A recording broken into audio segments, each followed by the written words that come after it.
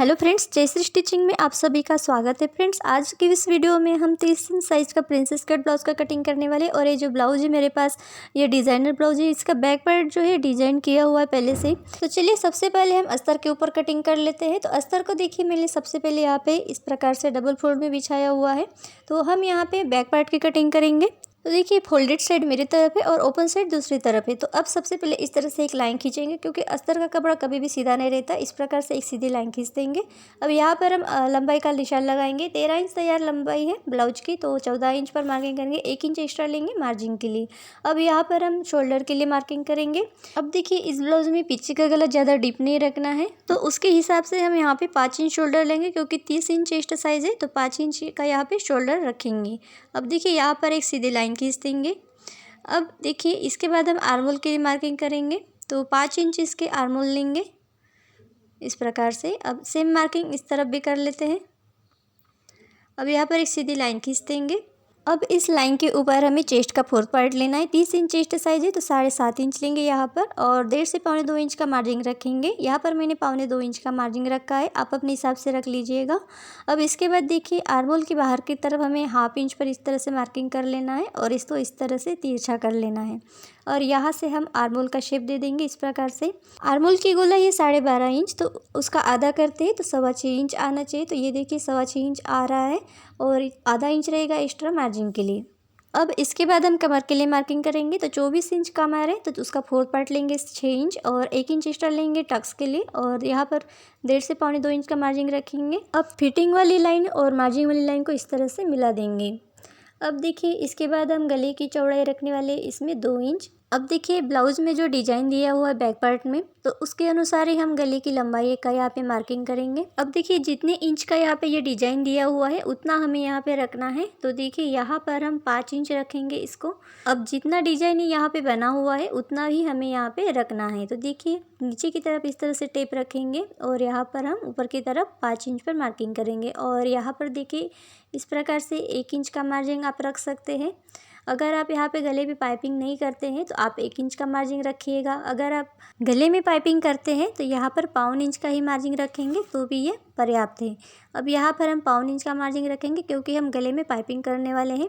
तो देखिए, इस प्रकार से मैंने एक सीधी लाइन खींच दी है। अब यहाँ पर हम गले की चौड़ाई रखेंगे 2.5 इंच, तो 2.5 इंच पर इस तरह से मार्किंग करेंगे। अब यहाँ पर देखिए, इस तरह से बॉक्स बना लेंगे।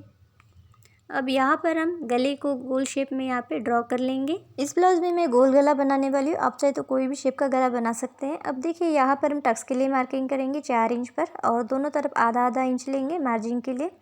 अब देखिए, साइड से हमें इस तरह से आधा से 1/4 इंच तक ऊपर तक इस तरह से मार्किंग कर लेना है, और इसको तिरछा यहाँ पे खींच देना है। और इसके बाद देखिए, यहाँ पर हम इसको कट कर लेंगे। तो फ्रेंड्स, आप अगर मेरे चैनल पर नए हैं और अभी तक चैनल को सब्सक्राइब नहीं किया है, तो प्लीज़ चैनल को सब्सक्राइब करके बेल आइकन को प्रेस कर लीजिएगा। और वीडियो अच्छी लगती है तो एक लाइक करना ना भूलिएगा। तो देखिए, यहाँ पर मैंने गले की कटिंग नहीं की है, गले की कटिंग हम बाद में करेंगे। इससे हमें अभी सामने वाले पल्ले की कटिंग करनी है। तो देखिए, हमें यहाँ पे प्रिंसेस कट ब्लाउज की कटिंग करनी है। तो सामने वाले पल्ले की कटिंग करने के लिए हमें यहाँ पे पहले पेपर के ऊपर कटिंग करनी है, उसके बाद हम फैब्रिक के ऊपर कटिंग करेंगे। तो देखिए, इस प्रकार से एक सीधी लाइन खींच देंगे। अब इसके बाद हम पीछे वाले पल्ले को लेंगे और इसको इस तरह से बराबर मिला के रखेंगे। तो देखिए, एज इट इज़ इसको इस तरह से छाप देंगे आर्मोल को, और इस प्रकार से हम यहाँ तक बस इसको छापेंगे। अब इसको हम साइड में हटा देते हैं। अब देखिए, पीछे पल्ले में हमने जो मार्किंग की थी आर्मोल की, सेम मार्किंग हमें यहाँ पे इस तरह से कर लेनी है। तो देखिए, 5 इंच पर मार्किंग करेंगे और एक सीधी लाइन खींच देंगे इस प्रकार से। अब आर्मोल की जो लंबाई हमने ली थी 5 इंच, तो सेम मार्किंग हम यहाँ पर भी कर लेते हैं, और इसको इस तरह से मिला देंगे। अब इस तरह से मिलाने के बाद हम यहाँ पे फ्रंट आर्मोल का शेप देंगे। तो देखिए, बैक आर्मोल से लगभग आधा से 1/4 इंच की दूरी से फ्रंट आर्मोल का शेप देना है इस प्रकार से, और इसको इस तरह से मिला देंगे। अब इसके बाद हम गले की मार्किंग करेंगे। तो देखिए, गले की चौड़ाई का हमने मार्किंग कर लिया है। अब यहाँ पर हम गले की लंबाई का मार्किंग करेंगे। तो 6 इंच गले की लंबाई रखेंगे सामने की तरफ, और 2.5 इंच रखेंगे चौड़ाई नीचे की तरफ इस तरह से, और एक बॉक्स बना लेंगे, और यहाँ से हम गोल गले का शेप देंगे। अब देखिए, इसके बाद हम यहाँ पे लंबाई का मार्किंग कर लेते हैं। तो देखिए, पीछे वाले पल्ले की हमने टोटल लंबाई ली थी 14 इंच, तो इस प्रकार से 14 इंच पर मार्किंग करेंगे। अब यहाँ पर स्केल से हम एक सीधी लाइन खींच देंगे। अब देखिए इसके बाद हम यहाँ पे बस्ट का मार्किंग करेंगे। तो बस्ट पॉइंट है इस ब्लाउज में 9 इंच, तो आधा इंच एक्स्ट्रा लेंगे मार्जिन के लिए। तो शोल्डर की तरफ आधा इंच चला जाएगा मार्जिन में। तो इस प्रकार से 9.5 इंच पर मार्किंग करेंगे और सीधी लाइन खींच देंगे।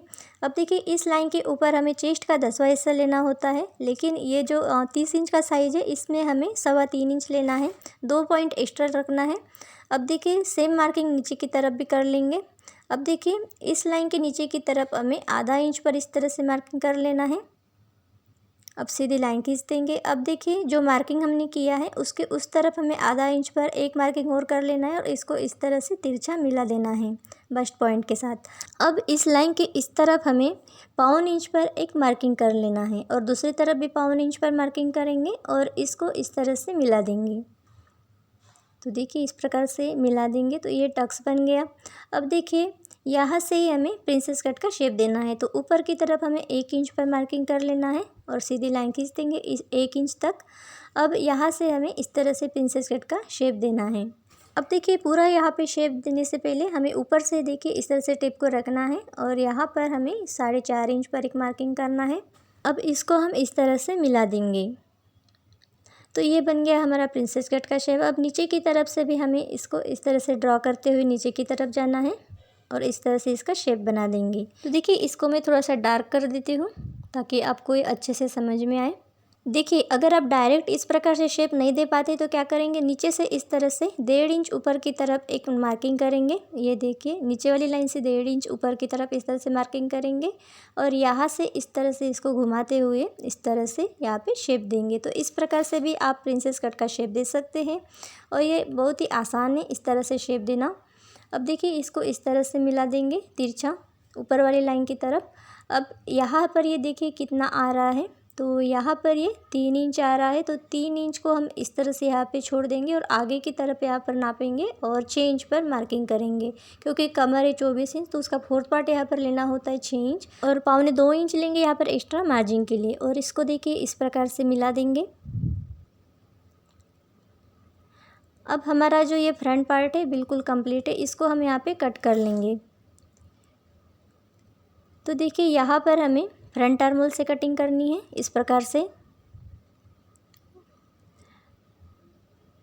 अब इन दोनों पार्ट्स को हमें अलग कर लेना है, प्रिंसेस कट वाले शेप को और साइड वाले पार्ट को इस तरह से हमें अलग कर लेना है दोनों पार्ट्स को।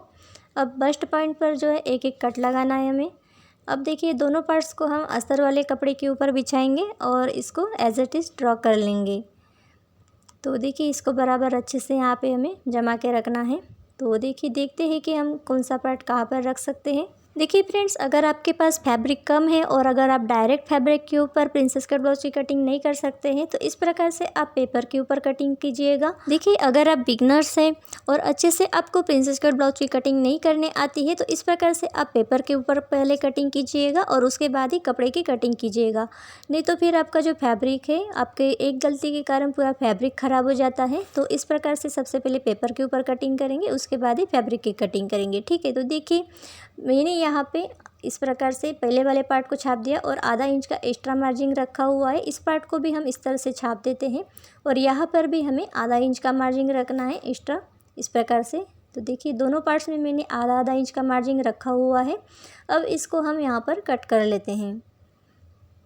तो देखिए मार्जिन वाली लाइन से हमें इसको कट करना है। दोनों तरफ हुकाई पट्टी के लिए भी मैंने यहाँ पे आधा इंच का मार्जिन रखा है। तो इस प्रकार से इसको कट कर लेंगे और देखिए जो हमने यहाँ पे बस्ट पॉइंट का जो मार्किंग किया है वहाँ पर भी एक कट लगाना है इस प्रकार से। अब दोनों पार्ट्स हमारे रेडी हैं। अब इसके बाद देखिए हम आस्तीन की कटिंग करेंगे। तो देखिए ये डबल फोल्डेड है अस्तर, तो इसको हम यहाँ पे 4 फोल्ड करेंगे। तो 4 फोल्ड में मैंने इसको बिछाया हुआ है। अब यहाँ पर हम नीचे से एक सीधी लाइन खींच देंगे स्केल की मदद से। तो देखिए इस प्रकार से सीधी लाइन खींच देंगे। अब हम यहाँ पे आस्तीन की लंबाई का मार्किंग करेंगे। तो देखिए आस्तीन की लंबाई हमें रखनी है 3.5 इंच और ये जो डिज़ाइन बना हुआ है ये भी लगभग 3.5 इंच तक ही है। तो ये पूरा डिज़ाइन हमारा आस्तीन में आ जाएगा। तो अभी हम सिर्फ आस्तीन की लंबाई 3.5 इंच ही रखने वाले हैं। तो चलिए अभी हम आस्तीन की लंबाई का मार्किंग कर लेते हैं। अब आस्तीन की लंबाई है 3.5 इंच, तो उसमें 1 इंच प्लस करेंगे मार्जिन के लिए तो देखिए इस प्रकार से 4.5 इंच पर मार्किंग करेंगे। अब देखिए जितनी लंबाई हमने ली है उसका आधा कर लेना है, या फिर टेप को इस तरह से फोल्ड करके आप इस तरह से मार्किंग करके एक सीधी लाइन खींचेंगे। अब इसके बाद देखिए आर्मोल का मार्किंग करेंगे। तो देखिए 12.5 का हम आधा करेंगे तो 6.25 इंच हो जाता है। तो 6.25 इंच पर इस तरह से मार्किंग करेंगे और 1.25 इंच का मार्जिन रखेंगे एक्स्ट्रा। तो 1.25 इंच पर यहाँ पर मार्किंग करेंगे। अब इसके बाद हम मोरी का मार्किंग कर लेते हैं। तो 5 इंच इस आस्तीन की मोरी है, तो 5 इंच पर हम मार्किंग करेंगे इस प्रकार से, और एक्स्ट्रा मार्जिन रखेंगे 1.25 इंच का, और इसको इस तरह से मिला देंगे इन निशानों को। अब यहाँ से हम तिरछा खींच देंगे। अब यहाँ पर हमें आस्तीन की गोलाई देनी है। तो देखिए आर्मोल है, तो जितना आर्मोल है उसका आधा कर लेना है, और इस तरह से सेंटर पे मार्किंग करके उसके ऊपर की तरफ आधा इंच पर मार्किंग करेंगे और यहाँ से आस्तीन की गोलाई देंगे। तो इस प्रकार से देखिए आस्तीन की गोलाई देंगे। अब यहाँ पर हमारी आस्तीन जो है यहाँ पे कंप्लीट है, इसको हम कट कर लेंगे। आस्तीन हमारी कट हो चुकी है। अब इसके बाद देखिए इसके फ्रंट आर्मोल का भी शेप बना देते हैं। देखिए फ्रंट आर्मोल में कभी भी पहले कटिंग नहीं करती हूँ, इसको मैं बाद में ही कट करती हूँ सिलाई करते समय। तो अभी हम यहाँ पे फ्रंट आर्मोल कट नहीं करेंगे। इसके बाद हम यहाँ पे बैक पार्ट पे गले की कटिंग कर लेते हैं। तो देखिए गले की कटिंग हमने कर ली है। अब इसके बाद हम अपना मेन फैब्रिक लेंगे और इसको इस तरह से डबल फोल्ड करके बिछा देंगे। तो देखिए जो डिज़ाइन बना हुआ है उसके अकॉर्डिंग हमें इसको फोल्ड करना है। फोल्ड करते समय आपको इस बात का ध्यान रखना है कि जो भी आपके ब्लाउज़ में जो डिज़ाइन बना होता है वो बराबर सेंटर में आना चाहिए, बैक पार्ट वाला हिस्सा। अब देखिए ये जो ब्लाउज पीस है ये सिंथेटिक है और ये बहुत ज़्यादा फिसलता है, इसलिए मैंने यहाँ पे 1-2 ठोक पिन लगा दिए हैं ताकि ये अच्छे से यहाँ पे जमा रहे और इधर उधर ना फिसले। तो यहाँ पर देखिए इस तरह से अब हम बैक पार्ट रखेंगे, और बैक पार्ट को आपको इस तरह से रखना है कि आपका जो पीछे तरफ का जो डिज़ाइन है वो बराबर यहाँ पे कवर हो जाए। अब ब्लाउज की कटिंग करते समय हमने जितना शोल्डर लिया था 5 इंच का, उतना हमें यहाँ पे ले लेना है, मार्किंग कर लेना है 5 इंच पर, और इस तरह से इसको मिला के रखेंगे बैक पार्ट को। अब इसको हम कट कर लेंगे। तो अच्छे से इसको जमा के रखेंगे पूरे कपड़े को। अब इसके बाद इसको कट कर लेंगे। तो देखिए इस प्रकार से अगर आपका भी फैब्रिक बहुत ज़्यादा सॉफ्ट है तो इस प्रकार से आपको अच्छे से हाथ से पकड़ के रखना है, हाथ रखना है बीचों बीच, उसके बाद कट कर लेना है। कपड़ा जो है ये इधर उधर फिसलने लगता है, तो कहीं ऐसा ना हो जाए कि कभी कम ज़्यादा कट जाए कपड़ा, तो इसका आपको ध्यान रखना है। अब देखिए आस्तीन के लिए जो डिज़ाइन बना हुआ है दोनों को इस तरह से मिला के रखेंगे और पिन लगा देंगे दोनों में। अब देखिए डिज़ाइन जो बना है उसके नीचे की तरफ हमें 1 इंच ले लेना है। इस प्रकार से 1 इंच पर मार्किंग करेंगे। अब यहाँ पर हम अपना आस्तीन रखेंगे। तो देखिए आस्तीन के बराबर बीचों बीच सेंटर में एक कट लगाएंगे, और उसी प्रकार से हमें यहाँ पर भी एक सेंटर पर एक लाइन खींच देनी है और आस्तीन को बराबर मिला के रखेंगे सेंटर के साथ। जो डिज़ाइन बना हुआ है वो बराबर आपका आस्तीन में आना चाहिए। अब देखिए आस्तीन हमारी कट हो चुकी है, इसको साइड में रखेंगे। अब हमारा जो प्रिंसेस कट वाला पार्ट है उसको कट करेंगे। तो देखिए इसको मैंने डबल फोल्ड करके रखा हुआ है। अब जो दोनों पार्ट्स है प्रिंसेस कट वाले सामने के, उनको इस तरह से रखेंगे। अब यहाँ पर हम इसको कट कर लेंगे। तो देखिए कट करते वक्त आपको दोनों तरफ से इस तरह से थोड़ा थोड़ा एक्स्ट्रा फैब्रिक रखते हुए इसकी कटिंग करनी है। इस तरह से एक्स्ट्रा फैब्रिक रखने से क्या होता है कि सिलाई करते वक्त आपको कोई परेशानी नहीं होती है। अगर आप बराबर में कट करेंगे तो आपको परेशानी हो सकती है। तो देखिए इस तरह से हमने इसको कट कर लिया। तो देखिए फ्रेंड्स 30 इंच साइज़ का प्रिंसेस कट ब्लाउज़ का कटिंग मैंने बहुत ही सरल और सादे तरीके से आपको बताया है। तो आपको ये वीडियो कैसी लगी प्लीज़ कमेंट बॉक्स में कमेंट करके बताइएगा, और वीडियो अच्छी लगी तो एक लाइक करना ना भूलिएगा। चैनल को सब्सक्राइब नहीं किया तो प्लीज़ चैनल को सब्सक्राइब कर लीजिएगा। तो आज की वीडियो में बस इतना ही, मिलती है अगली वीडियो में। Thank you.